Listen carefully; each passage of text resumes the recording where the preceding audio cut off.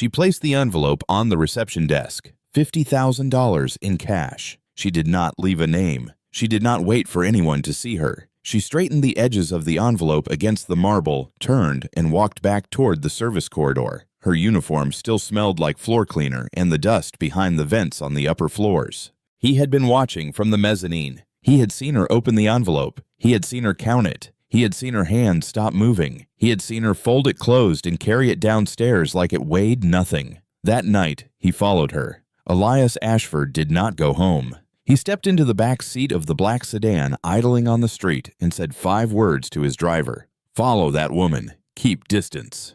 The driver did not ask which woman. He had worked for Elias for years. He knew which tone meant a question was not welcome. The sedan pulled away from the curb and turned south. Elias watched her through the windshield. She walked with purpose, not fast, not slow. The pace of someone who had a schedule that did not allow for variation. She crossed the street without waiting for the signal. She knew the timing of the lights. She had walked this route before, many times. He told himself he was being practical, that a person who returns $50,000 is either honest or performing honesty, and both were worth understanding. He had built a logistics empire on the principle that every action has a motive, and every motive can be measured. Generosity without explanation made him uneasy. It was a variable his system had no column for. The architecture changed first. Glass and steel gave way to older facades, painted brick, iron fire escapes. Then the storefronts shifted, a check-cashing place with a neon sign missing letters, a laundromat still open late, blue lights spilling across the sidewalk, a liquor store with bars on the windows, and a man sitting on a milk crate outside it,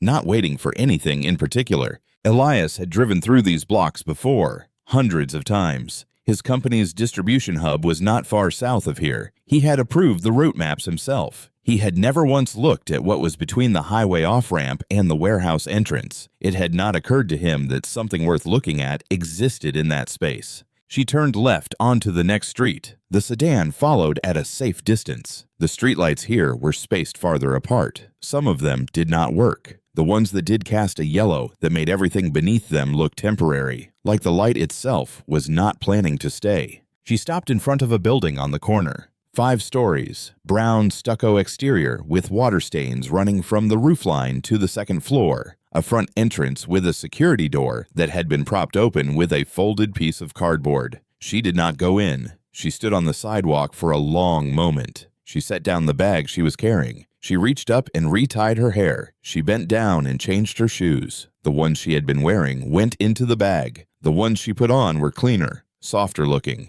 She straightened her jacket, adjusted the collar, wiped something from beneath her left eye with the back of her hand. Then she picked up the bag and stood still for another moment. She rolled her shoulders back. She lifted her chin. She arranged her face into something that was not quite a smile, but was close enough to pass for one if you were not paying careful attention. Elias was paying careful attention. He had watched people prepare for boardrooms, courtrooms, investor meetings, negotiations worth hundreds of millions of dollars. He had watched people compose themselves before walking into rooms that would determine the rest of their professional lives. He recognized the mechanics of it, the deliberate construction of a version of yourself that the people on the other side of the door needed to believe in. This woman was doing the same thing on a sidewalk in the Tenderloin before walking into her own home. She did not want whoever was inside to know she was tired. She did not want them to see what the night had cost her. She was building a face for her children the way other people build faces for shareholders, and she was doing it under a streetlight that barely worked next to a security door held open by cardboard. She went inside. The door closed behind her. A light came on in a window on the 3rd floor. Elias sat in the back seat of his sedan. He did not tell the driver to leave. He did not open his phone. He did not reach for the glass of water in the center console. He just sat there, looking up at the 3rd floor window. The light behind it was warm, the kind of warm that comes from a lamp, not an overhead fixture, the kind of warm that someone had chosen deliberately because it mattered to them what the room felt like when they were in it. He took out his phone. He typed the address into a note. He saved it. He put the phone back in his pocket. He told the driver to take him home. On the ride back, the streets reversed themselves. The iron fire escapes gave way to bay windows. The check-cashing places gave way to wine bars. The yellow streetlights gave way to ones that actually illuminated the sidewalk evenly, as if even the infrastructure had decided certain neighborhoods deserved to be seen more clearly than others. Elias did not notice the transition. He was thinking about the moment on the sidewalk, about what kind of exhaustion requires that much preparation to hide, about the distance between the marble reception desk where she had placed the envelope and the cardboard wedged in her front door. He had the address. He did not yet know what he was going to do with it. Nia Lorraine Hayes had woken up early that morning. Her body did not need an alarm. It had not needed one in years. The shift ended late. She was home soon after. She slept from the moment her head touched the pillow until the children stirred if they did not wake before that. They almost always woke before that. She had not slept more than a few hours on any night in years. She had stopped counting. Layla was already at the kitchen table when Nia came out of the bedroom. 9 years old, homework spread out in front of her. A bowl of cereal she had poured herself carefully without spilling. The milk was on the counter beside her because she could not reach the refrigerator shelf where it belonged, and she had not wanted to wake her mother by dragging a chair across the floor. Nia looked at the cereal. She looked at the homework. She looked at her daughter, who had organized her own morning like a woman 3 times her age because the alternative was asking for help from someone who had none left to give. She did not say anything about it. She kissed the top of Layla's head. She put the milk back in the refrigerator. She started on Ezra's breakfast. Ezra was 5.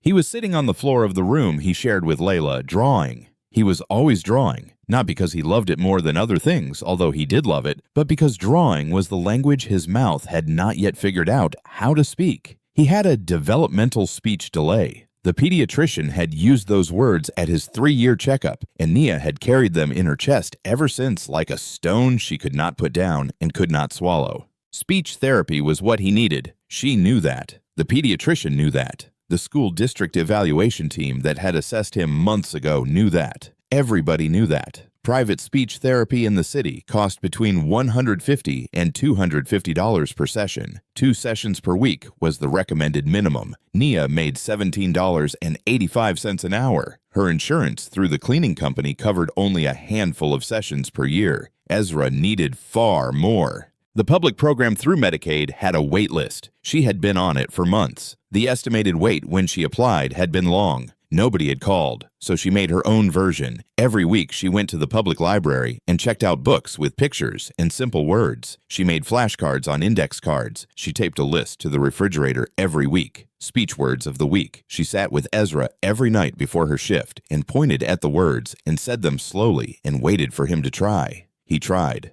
Not every night, not every word, but he tried. When he could not say what he wanted to say, he drew it. He drew a picture of a sun when he was happy. A picture of rain when he was not. A picture of Layla when he wanted her to come play. A picture of the moon when he wanted his mother to read to him at night because the book they read together had a moon on the cover, and the moon had become the word he could not say but could show her. Nia looked at Ezra on the floor that morning. He held up a drawing. A circle, yellow, crayon pressed hard into the paper. The moon. It meant read to me tonight. She took it from him and put it on the refrigerator next to the others. She did not let him see her face while she did it. She made his breakfast. She packed Layla's lunch. She checked the bus schedule. She sat down for a few minutes at the kitchen table while both children were occupied, and she pressed the heels of her hands against her eyes and breathed, not because she was going to cry, but because the weight behind her eyes was physical, and pressing against it was the only thing that made it ease.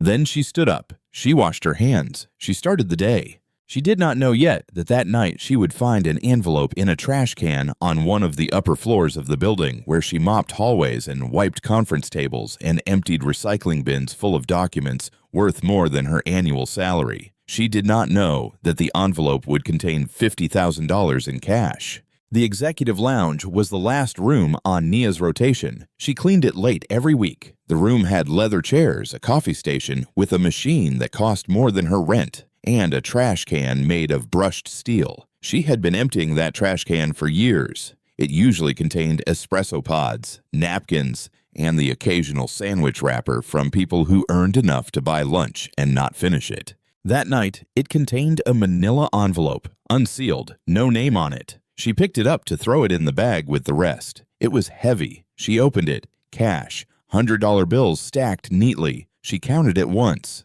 She stopped. She counted it again. $50,000. $50,000 was not a number her life had ever contained. Not a salary, not a savings, not as possibility. She set the envelope on the conference table. She stepped back from it. She looked at it for a long moment. She did not touch it again during that moment. She just looked at it the way you look at something that could change everything if you let it. She thought about Ezra, about the wait list, about what $50,000 could buy in sessions and specialists and time. She thought about the rent. She thought about Layla's shoes that were a half size too small and that Layla had not mentioned because Layla did not mention things like that. She thought about the commissary deposit she sent to her brother every month, $40 taken from skipping lunch 3 days a week, and what it would mean to not have to skip anymore. She picked up the envelope. She folded it in half. She put it in the inside pocket of her coat. She finished cleaning the lounge. She moved to the next floor. She cleaned 2 bathrooms and a hallway. She went back downstairs. She mopped the lobby. Time passed. She walked to the reception desk. She took the envelope out of her coat. She placed it on the marble surface. She took a scrap of paper from the notepad beside the desk phone and wrote 7 words. Found in executive lounge, night shift. She placed the note on top of the envelope. She did not sign it. She did not wait. She walked back to the service corridor and clocked out. Her hands were steady. Her coat was lighter. She did not know that the envelope had been placed there deliberately. She did not know whose money it was. She did not know that the man who owned the building had placed 3 identical smaller envelopes in 3 different locations that week. One in the conference room on an upper floor, one in the break room on a lower level, one in the executive lounge. 2 of the 3 envelopes had disappeared without a word. No note, no report to security, no mention to management. Just gone. The 3rd was sitting on the reception desk with 7 handwritten words on top of it, and the woman who had put it there was already on a bus heading home, thinking about whether Ezra would still be awake when she got there, and whether the moon drawing was still on the refrigerator where she had left it that morning. Elias Ashford started with one truck, a rented box truck with a transmission that slipped between 2nd and 3rd gear and a passenger door that did not close all the way. He was young. He drove it himself. Pickups in one city, deliveries in another, invoices written by hand on the dashboard at red lights. He slept in the cab for the first months because he could not afford both rent and diesel in the same week. By his 30s, he had a fleet. By his 40s, he had a company. Ashford Integrated Logistics, regional freight, last mile distribution, warehouse management across many states. He built it the way a man builds something when the alternative is going back to where he started, and he has decided that going back is not an option. Every system optimized, every cost tracked, every variable accounted for. He sold the company later for a figure that made the financial press use the word empire. He bought it back years after that for less than he sold it because the people who purchased it did not understand what he understood, which was that a logistics company is not a set of trucks. It is a set of relationships between people who trust each other to show up on time and do what they said they would do. The buyers broke that trust. Elias rebuilt it. He was older now. He ran Ashford Integrated from the top floor of a building on Montgomery Street that he also owned. His net worth was a number he had stopped checking because at a certain point, the number stops meaning anything except that the number exists. His wife Evelyn had died years ago. Pancreatic cancer, diagnosed in spring, gone by fall. Months between the first scan and the last breath. And every day of those months, Elias had sat beside her hospital bed and done the only thing he had never been good at. He waited. Evelyn had been a nurse before he was wealthy. She was working the night shift at a city hospital when he came in with a dislocated shoulder from loading freight too fast. She set the shoulder. She told him he was going to hurt himself worse if he kept working like that. He told her he did not have a choice. She told him everyone has a choice. They just do not always like the options. She was the only person in his life who had ever made him look down. Not at spreadsheets, not at balance sheets, down at the floor someone else was cleaning, at the driver waiting in the rain, at the woman behind the register whose name he had never learned, despite buying coffee from her every morning for years. Evelyn saw those people. She had been one of them, and she made him see them too.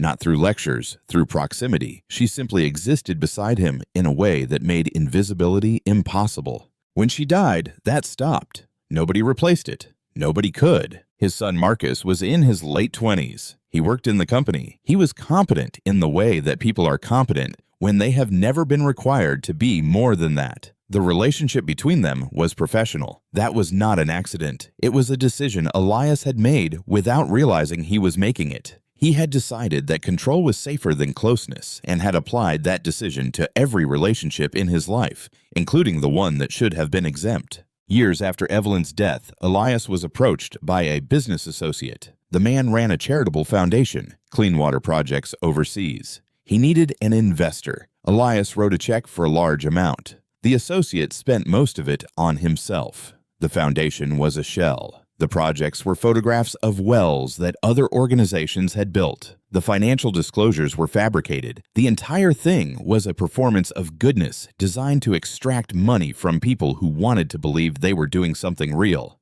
Elias had not known the scale of charitable fraud before he became part of it. He learned it the way most people learn statistics that matter, after it was too late for the statistic to help. He did not recover the money. He recovered something worse, a conviction, a settled belief that had been forming in him for a long time and that the fraud merely confirmed. Everyone performs goodness when they think someone is watching. The only real measure of a person is what they do when they believe no one is. He tested this. 3 envelopes, $10,000 each, placed in 3 locations inside the building where hundreds of people worked and no one expected to be observed by the man whose name was on the deed. Conference room on an upper floor, break room on a lower level, executive lounge. 2 of the 3 disappeared. No one reported finding them. No one turned them in. Elias was not surprised. He had stopped being surprised by that particular outcome a long time ago. The 3rd envelope was different. The 3rd envelope was placed on a reception desk with a handwritten note. 7 words, no name. And Elias Ashford, who had not been surprised by a person in years, sat in his home office one morning and read Evelyn's last letter for the many hundredth time. She had written it days before she died. Her handwriting was uneven. The pen had shaken, but the words were clear. You will know them by what they do with what they cannot afford to lose. He had read that sentence every morning since the funeral. It had become a ritual, a thing he did because he had promised her he would. But rituals without understanding are just habits. And habits do not change you. They just keep you in place. He read the sentence again. He did not yet understand what it meant, but for the first time in years, he wanted to. 72 hours after the envelope appeared on the reception desk, Elias opened a secure message to the head of Human Resources. One line, "Who was on the night cleaning rotation for the executive lounge last week?" The reply came quickly. Nia Carter, employee ID number, night shift custodial team, years on staff. Elias did not open her full personnel file. Not yet. He opened the summary. 1 page, hire date, shift schedule, emergency contact listed as a neighbor, not a spouse, not a parent, a neighbor. He scrolled to the performance section. Years of quarterly reviews. Every box checked satisfactory or above. No disciplinary actions, no incident reports, no formal complaints, no requests for schedule change. No requests for pay advance. No sick days taken despite being entitled to them under the company's custodial contract. At the bottom of the most recent review, the night shift supervisor had written a note. 4 sentences. Reliable, never late, never complains, never asks for anything. Elias read the note twice. The first 3 sentences were the kind of thing managers wrote about good employees. The 4th sentence was different. Never asks for anything. He sat with that sentence for a moment. It did not describe a person who had no needs. It described a person who had decided that having needs was not something she could afford to do out loud. He picked up his phone and called his personal assistant, not the company assistant, the one who handled matters that did not go through official channels. I need background on an employee. Discreet, not through HR. Her name is Nia Carter. The report came back the next morning. 1 page, single, 2 children. A daughter aged 9, a son aged 5. The son had a documented developmental speech delay. He had been on a Medicaid wait list for speech-language therapy for months. In the city, the average wait for Medicaid-funded speech therapy ranged from many months to over a year depending on the area. The boy had not yet been seen. The family lived in a subsidized apartment. Section 8 vouchers in the city had a wait list that ran for years. Many landlords refused to accept them. The ones who did often managed properties with deferred maintenance, broken elevators, and heating systems that worked intermittently. The apartment was one of those. Nia Carter earned $17.85 an hour. She worked 5 nights a week. She had no second job listed, though the assistant noted that her transit card showed activity consistent with weekend errands that covered a significantly wider area than someone without additional obligations would typically travel. She had not applied for any of the company's employee assistance programs.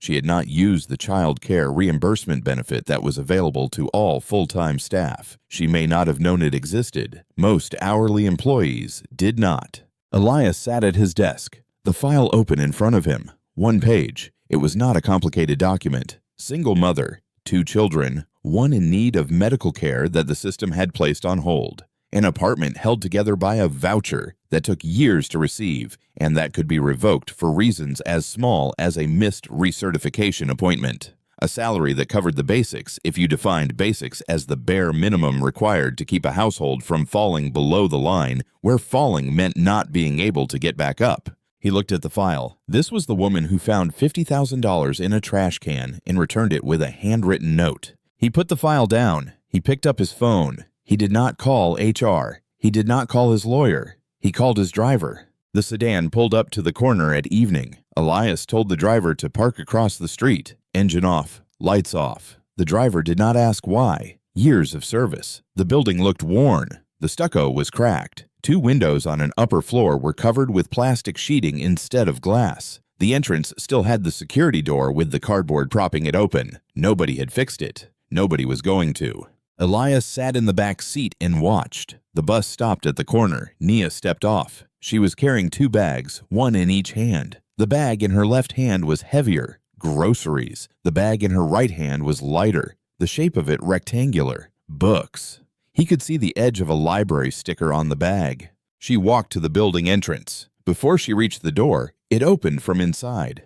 A girl came out, 9 years old. She took the heavier bag from her mother's hand without being asked. She turned and went back inside. The motion was practiced. This was a system they had built together, not discussed, just built. Through repetition, through necessity, through the understanding that this was how things worked in their household, and that asking why was a luxury neither of them had time for. Nia did not follow her daughter inside immediately. She stood at the entrance. A boy appeared behind the glass door, smaller, 5 years old. He did not speak. He held up a piece of paper, a drawing, pressed flat against the glass so she could see it from outside. Nia looked at the drawing. She smiled. Not a big smile, a careful one. The kind of smile that costs something to produce at the end of a day, like the one she had just finished. She opened the door and took the drawing from his hands. She held it like it weighed something. Then she went inside. Elias watched from the car. The 3rd-floor window lit up, the same warm light from the lamp he had seen before.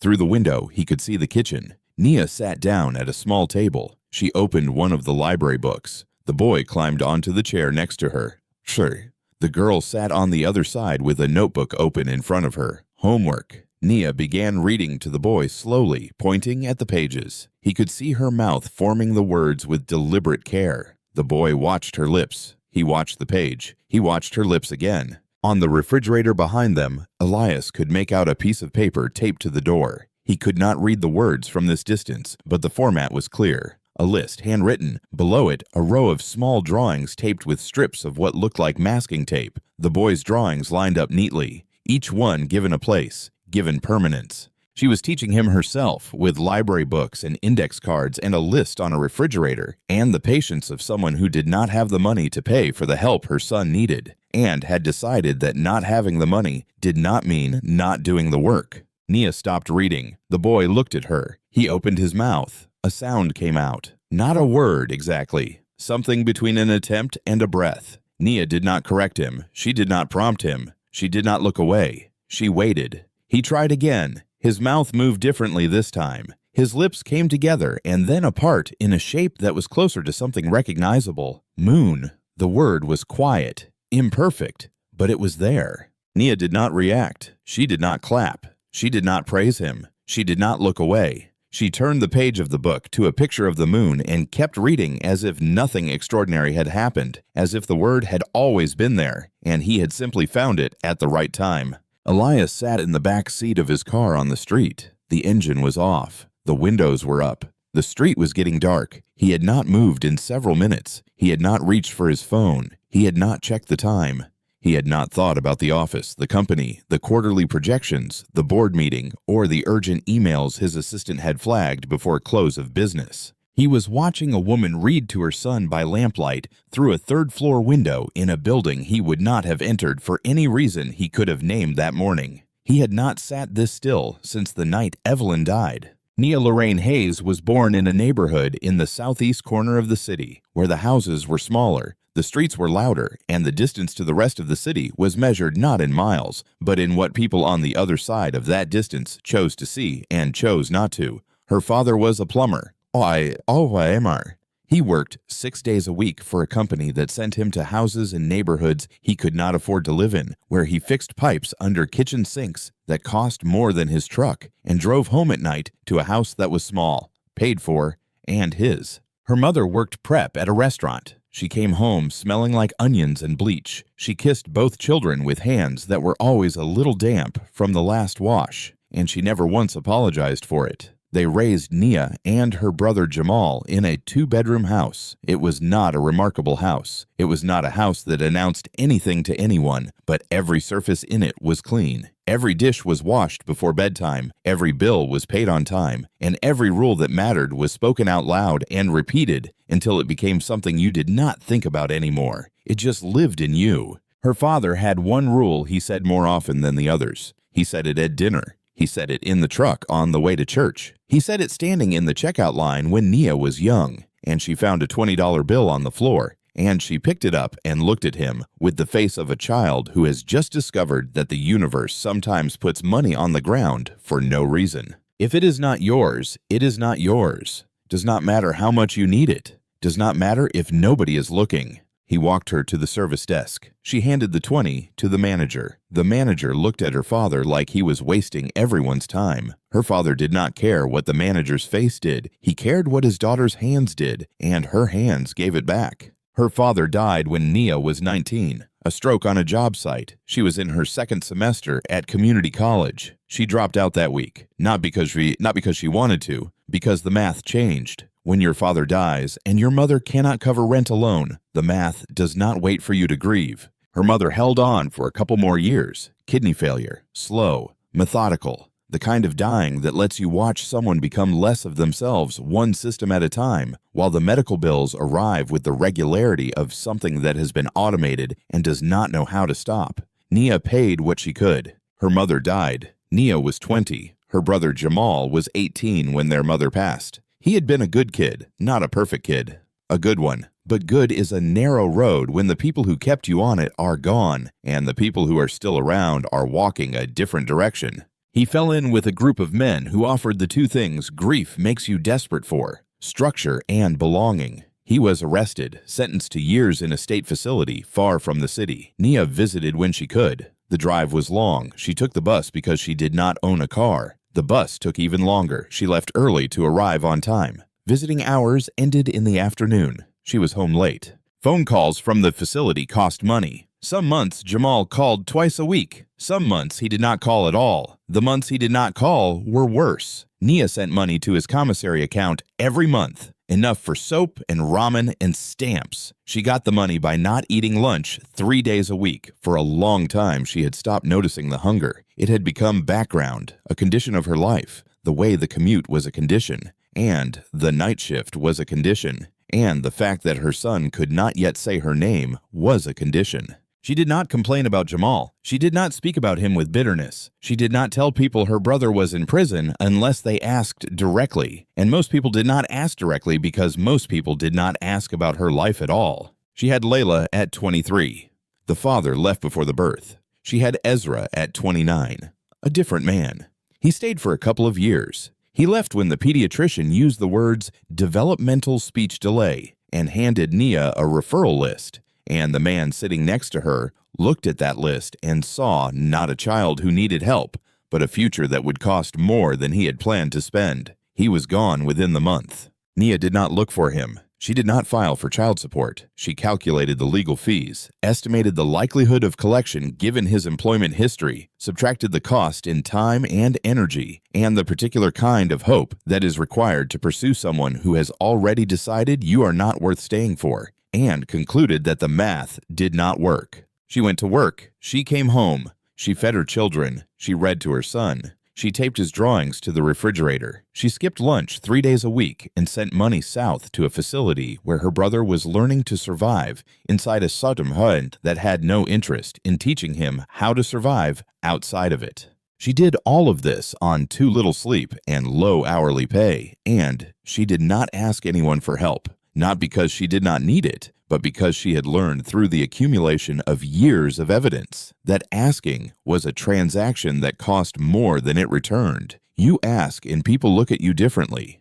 You ask and the system makes a note. You ask and someone with a clipboard decides you are a risk factor instead of a person.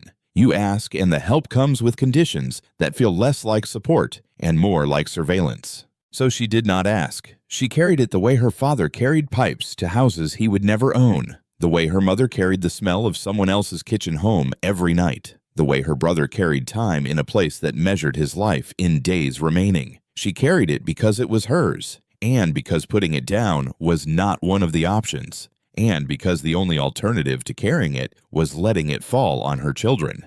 And that was never going to happen. Elias Ashford knocked on the door of the apartment one morning. He did not send an assistant. He did not call ahead. He did not arrange a meeting through HR or schedule a time through the building management office. He drove to the street, walked through the front entrance with the cardboard still wedged in the security door, climbed the stairs and knocked. Nia opened the door. She was wearing a gray sweatshirt and jeans. Her hair was pulled back. She looked at him the way a person looks at something that has appeared in the wrong place. "My name is Elias Ashford. I own the building you work in. I know who you are. You returned an envelope last week. It was not mine."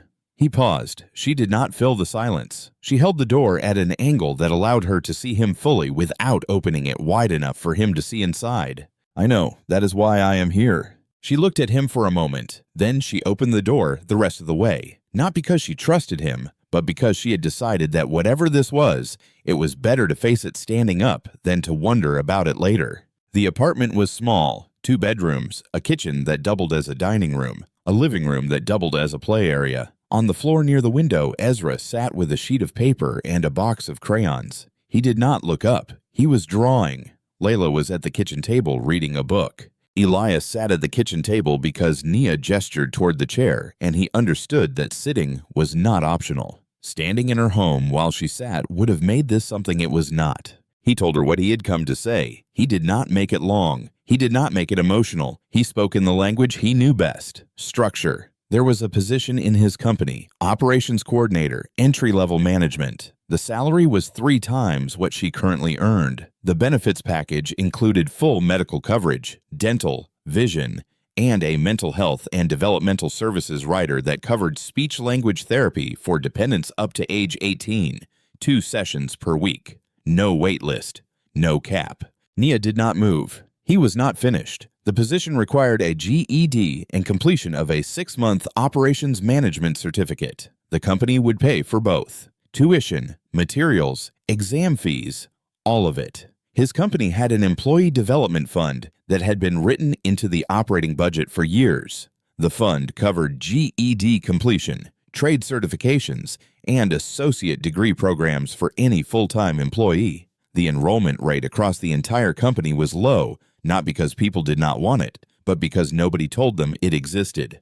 The information was buried in a benefits handbook that most hourly employees never received, and that the ones who did receive it never read because it was long and written in a way that suggested the company did not actually want anyone to use it. He said this without apology. He said it the way a man says something he has only recently realized is a problem and has not yet decided how much of it is his fault. Nia looked at him. "I do not take things I have not earned.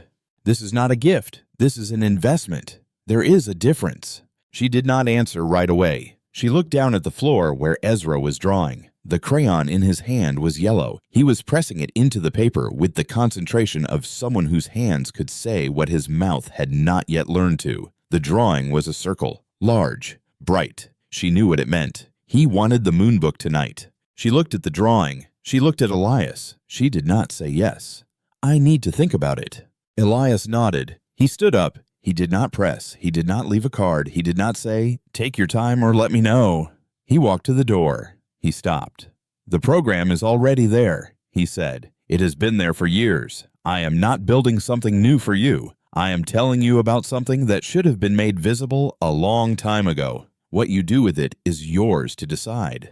He left. The door closed behind him. Nia stood in her kitchen. Ezra was still drawing. Layla had stopped reading and was looking at her mother with the expression of a child who understands more than she has been told and is waiting to see whether she will be told the rest. Nia did not say anything. She picked up Ezra's drawing from the floor. She put it on the refrigerator next to the others, next to the speech words of the week, next to the row of moons and suns and small figures that her son had drawn, because drawing was the language he had, and he used it to say the things that mattered. She stood in front of the refrigerator for a long time. She was not reading the words. She was looking at the whole of it. Everything her life had produced and everything it had not, taped to a door with masking tape in an apartment that smelled like coffee and crayons, and the particular quiet that exists in a home where someone has been holding everything together alone for so long that the holding has become invisible, even to herself. Nia did not sleep that night, not because of the shift. She was off. She did not sleep because the thing Elias had placed in front of her was not money. It was not charity. It was possibility. And she had learned a long time ago that hope was a luxury item,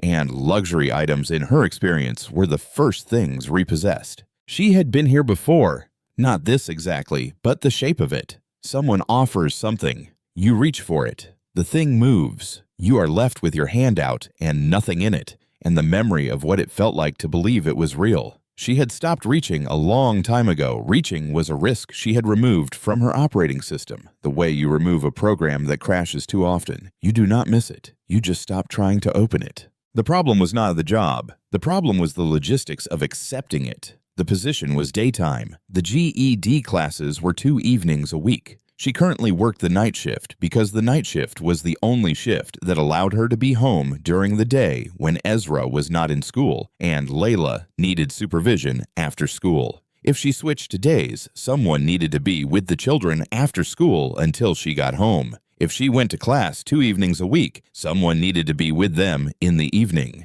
Childcare in the city averaged high hourly rates for a licensed provider. She could not afford that on her current salary. She could not afford it on the new salary either, not immediately, not before the first paycheck cleared, and not with the deposit on the class materials due soon. She sat at the kitchen table doing the math on the back of a grocery receipt. The numbers did not work. They almost worked, but almost was not a number you could deposit. Layla found the note on the table. It was written on a torn piece of notebook paper in a 9-year-old's handwriting. "I can watch Ezra. I already do." Nia was standing in the kitchen when she saw it. She read it twice. She did not move for a long moment. She took the note and folded it once. She put it in her wallet in the same pocket where she kept the last $20 bill her mother had ever given her. Her mother had pressed it into her hand before she died and said, "Buy yourself something that is not for anyone else." Nia had never spent it. She did not know what to buy with it that would be worth more than the fact that her mother had given it to her. Or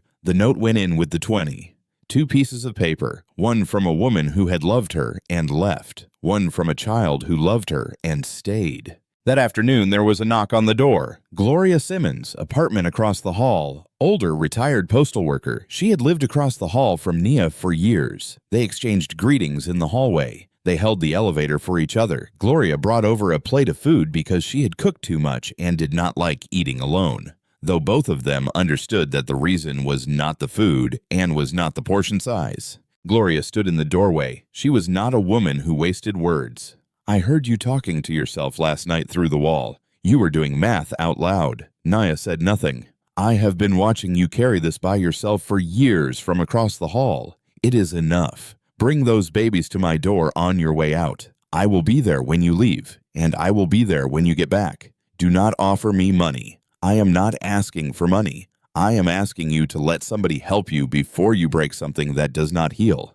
Nia looked at her. Gloria looked back. Neither of them moved. In communities across the country, this was not unusual. This was the system, not the one with case files and eligibility requirements and long handbooks. The other one, the one built on proximity and observation and the understanding that the woman across the hall was not a stranger. She was infrastructure. She was the reason children got fed and dressed and supervised while their mothers worked jobs that did not pay enough to afford the systems that were supposed to provide exactly this. Gloria did not wait for an answer. She patted the door frame once. She turned around. She went back to her apartment. Nia closed the door. She sat down at the kitchen table. She opened her wallet. She looked at the 20. She looked at the note. She looked at the speech words of the week on the refrigerator and the moon drawings and the life she had assembled from nothing with nothing. And she understood that the nothing had never been nothing. It had been Layla making her own cereal without waking her. It had been Gloria bringing plates of food, for reasons neither of them named. It had been Ezra drawing pictures of what he could not say and trusting her to understand them.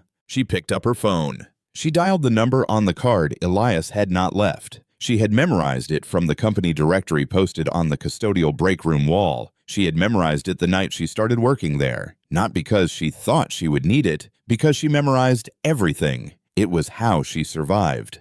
The phone rang twice. "This is Nia Carter. I will take the position."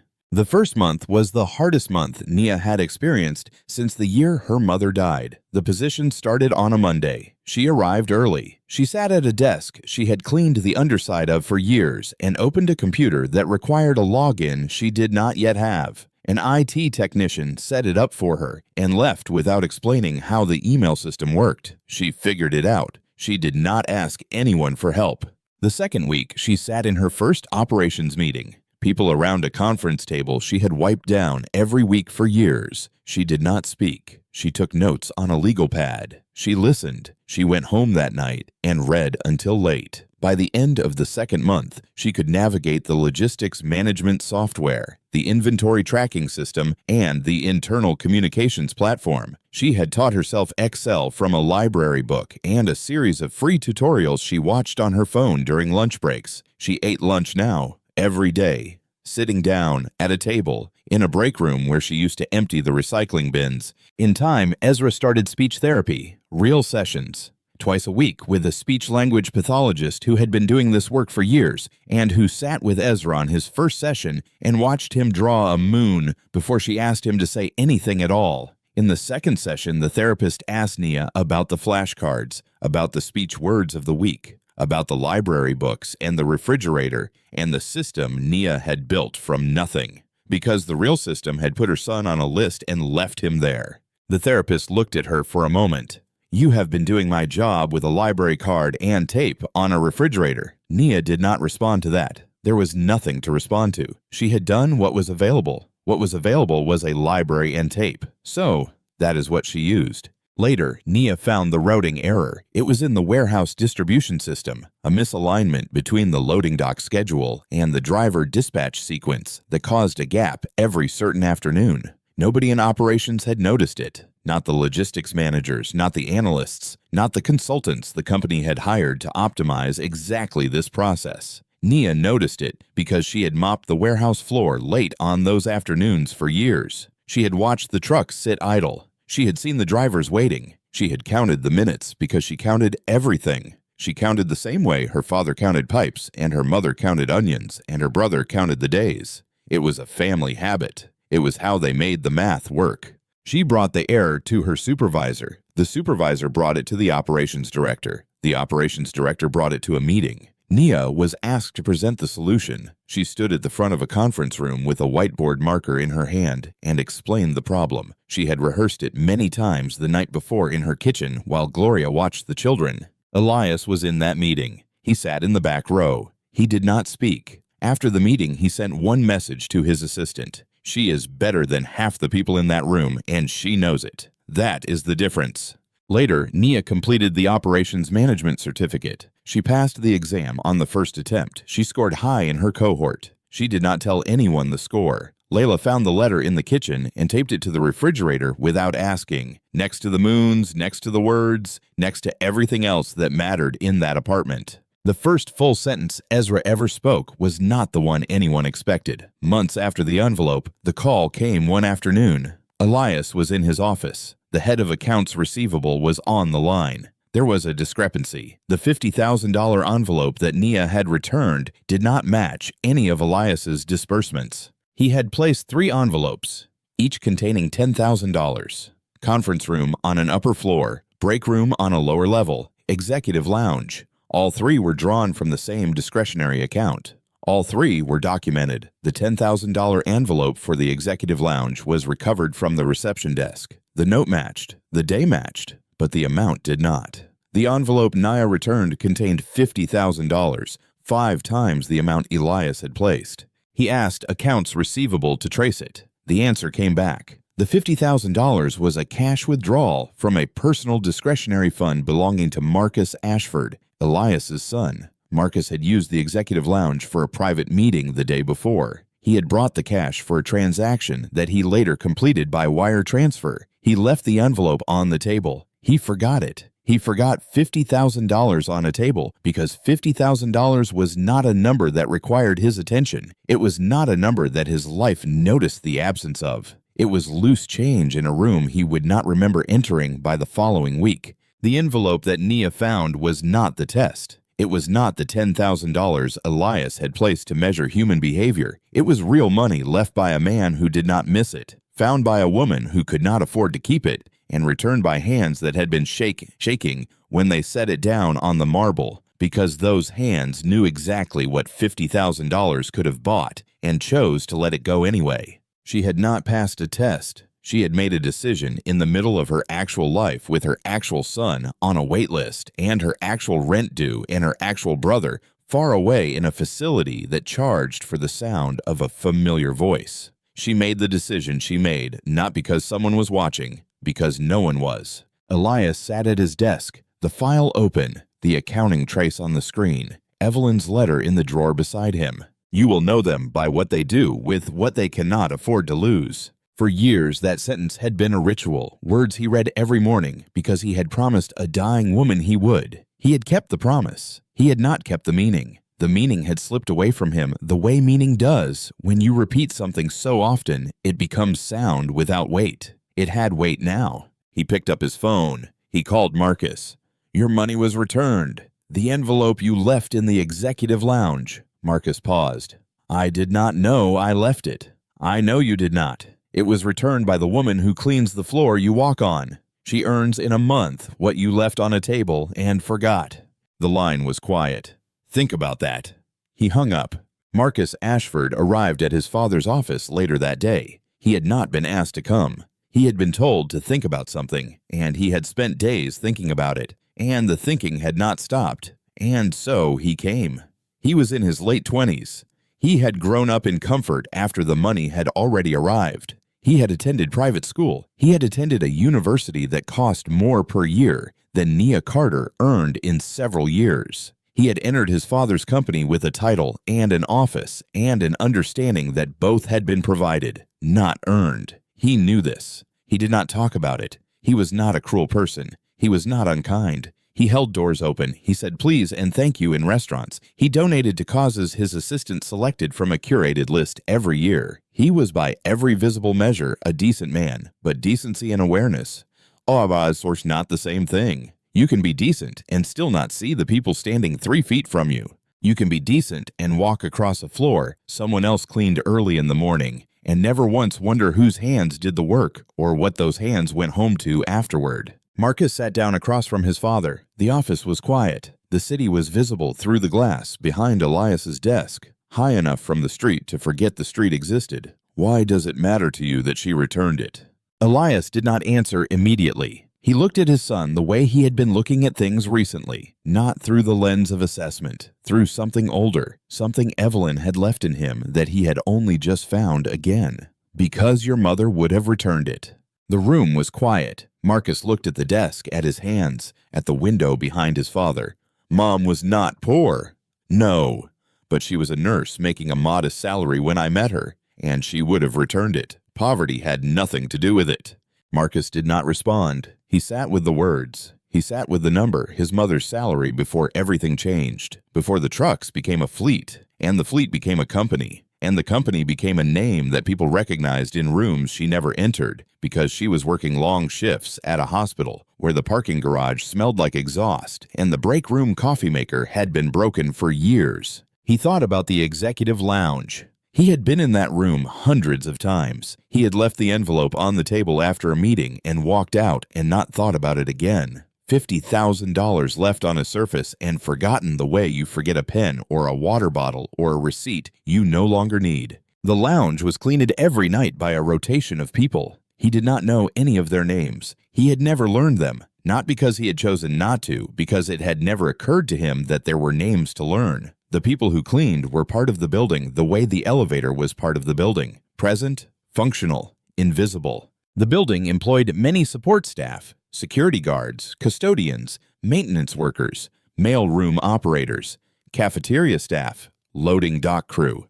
Hundreds of people who arrived before the office workers and left after them, and whose labor made every meeting, every presentation, every quarterly review, every corner office with the city view possible. Marcus had never said thank you to any of them, not once, not in years. He was not proud of this. He was not ashamed of it yet either. He was in the space between, which is the space where most people live when they first realize that the world they occupied was smaller than the one that actually existed. He looked at his father. "What is the woman's name?" "Nia Carter." Marcus took out his phone. He opened the Notes app. He typed the name, 2 words. He saved it. He put the phone back in his pocket. It was a small thing, writing down a name. It did not change anything about the structures that had made her invisible to him. It did not undo the distance between the top floor and the basement utility room. It did not make him a different person. But it was the first name he had written down that belonged to someone his life had been built on top of without him knowing. And writing it down meant he could no longer say he did not know it. He sat with his father for another while. Neither of them spoke. It was the longest they had been in the same room without discussing the company in years. 1 year later, Nia Carter moved into a 2-bedroom apartment. She paid the rent herself, not from charity, not from a program, not from an envelope left on a table, from a salary she had earned over many months of work that nobody had given her and nobody could take away. The apartment had windows that faced west. In the late afternoon, the light came through those windows at an angle that made the kitchen warm without turning on a lamp. Nia noticed this the first time she walked through the empty rooms with the landlord. She did not mention it, but it was the reason she chose this apartment over the other one that was cheaper. The light mattered. She could not explain exactly why. It just did. Layla had her own room for the first time. She stood in the doorway of it on moving day and did not go in right away. She looked at the space. The walls were white. The floor was clean. The window was open. She stood there for a moment with the expression of a child who has been given something she did not ask for and does not yet know how to hold. Then she went in. She put her backpack on the floor. She sat on the bed that Nia had bought secondhand and had cleaned until it smelled like nothing but clean. Layla lay down. She looked at the ceiling. She closed her eyes. She was asleep in minutes. She was older now, and she had not had a room to herself since she was born. She slept for a long time without moving. Ezra was older now. He had been in speech therapy for months, twice a week, with a speech-language pathologist who had been doing this work for years, and who sat with Ezra on his first session and watched him draw a moon before she asked him to say anything at all. In the second session, the therapist asked Nia about the flashcards, about the speech words of the week, about the library books and the refrigerator and the system Nia had built from nothing, because the real system had put her son on a list and left him there. The therapist looked at her for a moment. "You have been doing my job with a library card and tape on a refrigerator." Nia did not respond to that. There was nothing to respond to. She had done what was available. What was available was a library and tape, so that is what she used. Gloria came to the new apartment that first evening. She brought a dish she said she had made too much of. She had been making too much of things for a long time. Enough for 4. Not because she miscounted, because 4 was the number she cooked for now. Herself, Nia, Layla, Ezra. She did not live with them. She did not need to. She came every evening because that is what family does, and she had decided a long time ago that family was a thing you built, not a thing you were assigned. Nia unpacked the last box in the kitchen. She had labeled it with a single word, keep. Inside the box were three things: a $20 bill in a small envelope, her mother's last gift. Buy yourself something that is not for anyone else. She had never spent it. She would not spend it now. A torn piece of notebook paper in a child's handwriting. I can watch Ezra. I already do. A scrap from a reception desk notepad found in executive lounge. Night shift. She taped all three to the new refrigerator. Below them, she taped the current speech words of the week. Below that, the row of drawings, the moons, the suns, the small figures Ezra had drawn across years of learning to say what his hands had always known. The refrigerator in the old apartment had been beige and dented, and the freezer door had not closed properly. This one was white and clean, and the door sealed shut with a sound that meant things stayed cold, and stayed fresh, and stayed where you put them. But the things taped to it were the same, carried from one life to the next, not because they were valuable in any way that could be measured, but because they were proof. Proof that she had been here, that she had carried it, that it had not broken her. Ezra came into the kitchen. He was holding a piece of paper. He looked up at the refrigerator, at the drawings, at the words, at the things his mother had taped to every refrigerator he had ever known, because she had decided that this surface, more than any other surface in any home they had lived in, was where the things that mattered went. He looked at his mother. "Mom, I drew you the moon." Nia looked at the paper in his hands. A large yellow circle, crayon pressed hard. Below the circle, two figures. One tall, one small, standing next to each other, not holding hands, just close. Close enough that you could tell they belonged together without anyone having to say it. She took the drawing. Tipoing. She looked at it for a long time. She did not speak. She taped it to the refrigerator, above the words, above the notes, above everything else, in the place where the most important thing goes. She pressed the tape down with her thumb. She smoothed the edges. She stepped back. Ezra was already walking away, back to his room, back to his crayons. He had said what he needed to say. He did not need her to say anything back. The kitchen was quiet. The light through the west-facing windows was golden and warm and falling across the refrigerator at the angle Nia had noticed the first day and chosen this apartment for. The drawing caught the light. The yellow circle glowed. She stood in her kitchen, in her apartment, in a life she had paid for with every night shift, and every skipped lunch, and every morning she woke up early and did not stop moving until the children were asleep, and the kitchen was clean, and the words were taped to the refrigerator, and the drawings were in their place. She stood in that life and let it hold her for a moment. She did not cry. She did not need to. The thing she felt was not grief. It was not relief. It was the sound a house makes when everyone is inside it, and nothing is wrong with anything. Elias Ashford sat in his office one evening. The building was quiet. Most of the staff had gone home. The cleaning crew had started their rotation on the lower floors. He could hear the faint hum of a vacuum somewhere below him. He had never noticed that sound before. He noticed it now. He opened the drawer beside his desk. Evelyn's letter was inside. He had read it many times. He unfolded it. The paper was soft from handling. The crease down the center had gone white from being opened and closed across years of mornings. Her handwriting was uneven. The pen had shaken, but the words were clear. You will know them by what they do with what they cannot afford to lose. He read it. He set it on the desk. He opened a pen. For years he had read this sentence and not written back. Not because he had nothing to say, because he had not yet earned the right to add his words to hers. He had read her sentence the way you read scripture, with reverence, without response, as if responding would diminish it. He wrote below her words in his handwriting, which was steady and precise and nothing like hers. I found her. She was cleaning the floor I walked on, and I almost did not look down. He looked at the sentence. He did not cross it out. He did not revise it. He folded the letter along the same crease and placed it back in the drawer and closed the drawer and sat still for a moment. Then he stood up. He put on his coat. He walked to the door of his office. He did not press the elevator button. He opened the stairwell door. Many floors. He walked every one of them, not because he needed the exercise, because he had spent years moving through this building without touching it, without hearing the echo of his own footsteps in the concrete between floors, without passing through the spaces that connected one level to the next. He had always arrived. He had never traveled. He reached the ground floor. He pushed open the stairwell door. The lobby was lit. The marble floor was clean, freshly cleaned. He could smell the faint trace of the solution that someone had used to mop it recently. He walked to the security desk. A man sat behind it, nameplate on the left side of his chest. Darnell. Elias stopped. "Good evening, Darnell." The security guard looked up. He had worked in this building for years. The man standing in front of him had walked past this desk many times. This was the first time he had ever been addressed by name. "Good evening, Mr. Ashford."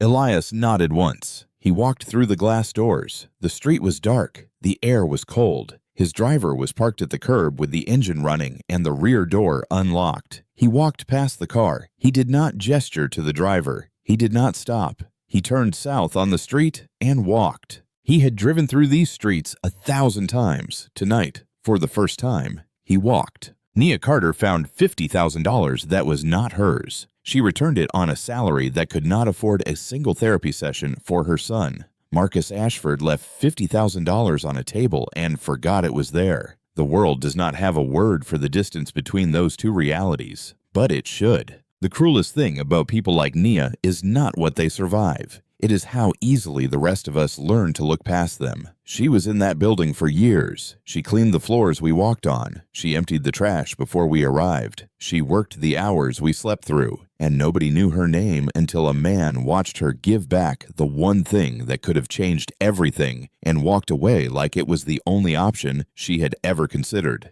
Someone in your building cleans the floor you walk on. Someone in your office empties the trash before you arrive. Someone in your life is holding everything together with hands that shake from hunger and discipline and love, and you have never once asked their name. If this story made you see someone you have been looking past, send it to them, not as an apology, as a beginning. If it made you angry, good. That anger is information. Use it. Share this story. See you in the next one.